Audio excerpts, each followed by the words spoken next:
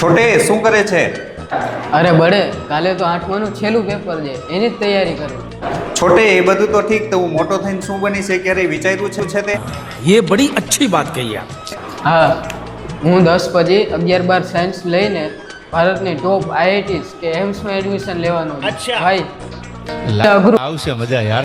શું તું પણ આવું તો કંઈ કરાતું હશે? લે કેમ?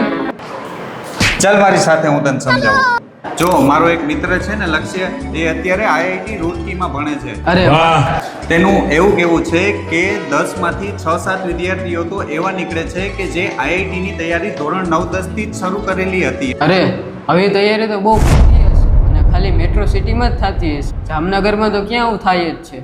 ના છોટે, જામનગરમાં જે 37 વાળી સ્કૂલ છે ત્યાં ધોરણ 11-12 સાયન્સના શિક્ષકો ધોરણ 9-10માં મેથ્સ અને સાયન્સ ભણાવે છે.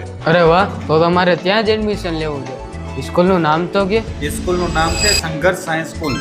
વેઇટ જો સાંભળ, એ સ્કૂલમાં એડમિશન લીધા પહેલાં હું તને એ સ્કૂલની એક વાત કહું.